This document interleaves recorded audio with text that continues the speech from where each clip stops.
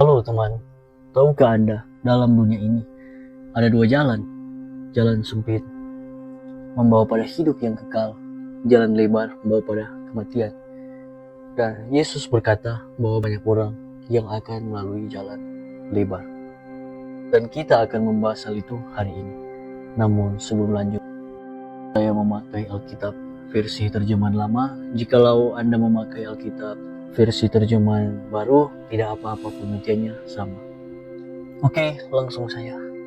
Di dalam Matius 7 ayat 13, Yesus memberikan perumpamaan tentang dua jalan. Ada jalan sempit dan ada jalan lebar. Matius 7 ayat 13, masuklah kamu daripada pintu yang sempit, karena luaslah pintu dan lebarlah jalan yang membawa kepada kebinasaan, dan banyaklah orang yang masuk daripadanya. Karena sempitlah pintu dan sesaklah jalan yang membawa kepada hidup, dan hanya sedikit orang yang mendapat dia. Tuhan Yesus menjelaskan bahwa hanya sedikit orang yang masuk di jalan sempit dibandingkan dengan jalan lebar. Hal itu tergantung dari bagaimana Anda menjalani hidup. Karena jalan di sini bukanlah berbicara secara fisik. Karena jikalau demikian, maka ayat ini tidak ada artinya bagi Anda. Tapi jalan yang dimaksud mempunyai pengertian secara spiritual, yang dimana dalam hidup Anda, hal-hal apa yang Anda lakukan dalam menjalani hidup. Apakah Anda melakukan hal yang baik dan benar, atau malah sebaliknya?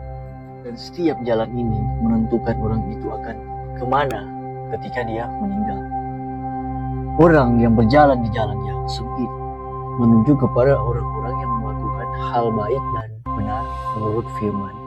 Tapi orang yang berjalan di jalan lebar adalah mereka yang melakukan kejahatan. Dan setiap jalan ini dilalui oleh golongan manusia yang berbeda.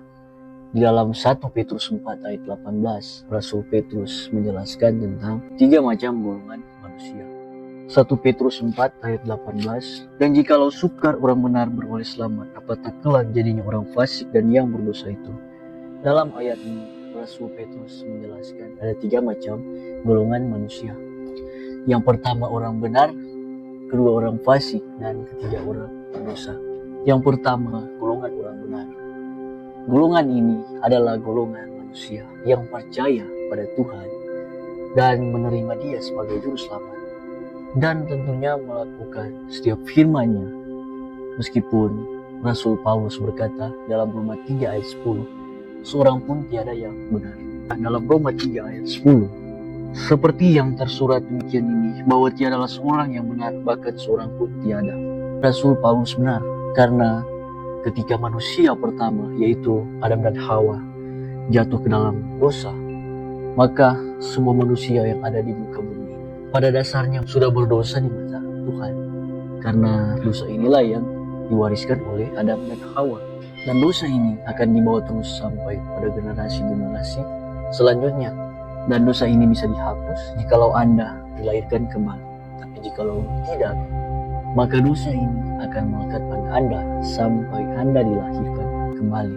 Kemudian akibat daripada kejatuhan ini, maka manusia telah kehilangan kemuliaannya, sehingga dosa mempunyai akses masuk ke dalam dunia. Inilah yang dimaksud oleh Rasul Paulus di dalam Roma 3 ayat 23. Sebab sekaliannya sudah berbuat dosa dan kurang kemuliaan daripada Allah. Jikalau demikian, orang benar yang bagaimana yang dimaksudkan? Tentunya orang yang benar di sini adalah orang yang mau berusaha untuk berjalan di jalan yang benar, mau bertumbuh bersama Kristus, mempelajari setiap firman-Nya, dan mempraktikkan, melakukan firman itu di dalam hidupnya. Memang belum ada orang yang benar di dunia ini, tapi jikalau dia mau menjadi orang benar, dia mau berjalan pada jalan yang benar, maka dia disebut orang benar. Dan orang benar identik dengan melakukan hal-hal yang baik dan benar, tapi itu menurut ukuran firman Tuhan.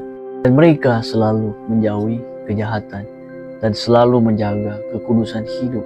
Dan golongan ini berjalan di jalan yang sempit. Jalan yang sempit akan membawa pada hidup. Kemudian orang fasik. Orang fasik sebenarnya dahulu dia adalah orang yang benar dan percaya pada Tuhan dan menjalani hidupnya bersama Tuhan dan mengerti setiap firman-Nya, dan bahkan mereka melakukan setiap firman itu. Tetapi mereka meninggalkan semuanya dan kembali pada jalan semula, kembali berbuat perbuatan jahat, kejahatan yang mereka sudah tinggalkan dahulu ketika mereka mengenal Kristus. Tetapi setelah mereka meninggalkan Tuhan, maka mereka kembali melakukan hal yang sudah mereka tinggalkan dahulu, sehingga mereka diumpamakan seperti anjing yang berbalik menjilat muntahnya, dan babi yang telah dimandikan berbalik di dalam kubang. 2 Petrus 2 ayat 22. Maka sudahlah berlaku ke atas mereka itu seperti perumpamaan yang benar ini, yaitu anjing berbalik menjilat muntahnya dan babi yang dimandikan balik berkubang di dalam kubang. Seperti inilah keadaan orang fasik. Ini terjadi karena ketika mereka mengenal Tuhan dan berjalan di jalan yang benar, tetapi mereka lebih menyukai dengan kehidupan mereka yang dahulu, terikat dengan dosa-dosa lama, sehingga mereka meninggalkan Tuhan. Dikatakan fasik karena mereka kembali pada jalan semula. Dan ada beberapa faktor lain juga yang membuat mereka menjadi fasik. Mereka terlalu mengasihi dunia sehingga mereka meninggalkan Tuhan. Diumpamakan seperti Demas yang dikatakan di dalam 2 Timotius 4 ayat 10. Karena Demas sudah meninggalkan aku sebab mengasihi dunia ini, dan ia sudah pergi ke Tesalonika dan Kreskes, ke Galatia dan Titus ke Dalmatia. Alkitab tidak banyak mengatakan mengenai Demas ini, tapi jelas Demas adalah rekan kerja daripada Rasul Paulus, dan dia meninggalkan Paulus karena mengasihi dunia. Inilah keadaan orang fasik seperti yang terjadi pada Demas, terlalu mencintai dunia dan meninggalkan Tuhan. Dan golongan ini tanpa mereka sadari, mereka berada pada jalan lebar, dan jalan itu menuju pada maut. Kemudian orang berdosa. Orang berdosa adalah orang yang sama sekali tidak mengenal Tuhan dan tidak mengenal firman-Nya. Hidup mereka itu selalu ditutupi oleh kegelapan dosa yang mereka lakukan. Mereka diumpamakan seperti orang-orang Niniwe yang tidak tahu membedakan mana tangan kanan dan mana tangan kiri. Dalam Yunus 4 ayat 11, entah tiadakah aku ini sayang akan Niniwe, negeri besar ini. Dalamnya adalah lebih daripada 120.000 orang isinya, yang belum tahu membedakan antara tangan kanan dengan tangan kirinya. Tambahan lagi ada banyak binatangnya. Seperti inilah keadaan orang berdosa. Tapi dalam ayat ini tidak diartikan secara letter, tidak tahu membedakan mana tangan kanan dan mana tangan kiri, tapi mempunyai pengertian di mana tidak tahu membedakan mana perbuatan yang baik dan mana perbuatan yang jahat. Dan orang berdosa identik dengan melakukan kejahatan dan kejahatan, dan mereka menikmati hal itu karena mereka dipimpin oleh hawa nafsu manusia.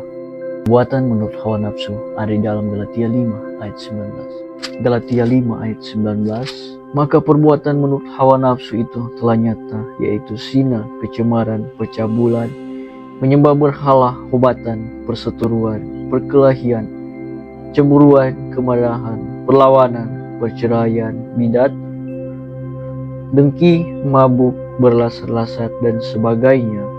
Maka akan hal segala perkara itu lagi aku berkata kepadamu, seperti yang dahulu sudah kukatakan kepadamu, bahwa orang yang mengamalkan segala perkara yang demikian itu tiada akan mewarisi kerajaan Allah. Inilah yang mereka nikmati, dan tanpa mereka sadari, mereka berjalan lebar.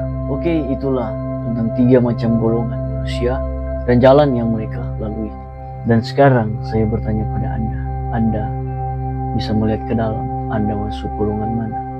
Jikalau Anda berada pada golongan yang kedua dan ketiga, Anda bisa meninggalkan semua hal itu dan berjalan di jalan yang benar. Karena jikalau Anda berjalan di jalan, Anda akan selamat. Amsal 12 ayat 28. Jalan kebenaran adalah selamat, dan jalan itulah yang tiada menuju kematian. Jelas firman Tuhan, jikalau Anda mau jadi orang benar, maka Anda akan selamat. Tapi jikalau Anda tetap berada pada golongan yang kedua dan ketiga, maka saya tidak bisa membayangkan. Kita tidak selamanya di dunia ini, karena kita semua manusia yang ada di dalam dunia ini. Kita tidak kekal di dalam dunia. Tapi suatu saat kita akan meninggalkan dunia. Dan bagaimana jikalau itu terjadi pada Anda? Dan Anda berada pada golongan tersebut. Saya tidak bisa membayangkan hal itu, karena Anda sudah tahu Anda akan berada di mana. Sebab itu, selagi masih ada kesempatan, Anda bisa untuk meninggalkan semua itu dan berjalan di jalan yang benar. Dan Anda perlu bertindak. Anda tidak perlu takut. Tuhan akan menolong Anda. Dia akan menunjukkan jalannya pada Anda. Dan jikalau Anda mau menjadi orang benar, Anda harus percaya pada Dia, bertumbuh bersama Dia, dan mempelajari firman-Nya, melakukan firman itu, mempraktikkan di dalam hidup Anda, dan menjauhi kejahatan. Maka Anda berada pada jalan yang benar. Dan mungkin Anda bertanya, kenapa sukar orang benar beroleh selamat? Jawabannya, tentu Anda harus setia.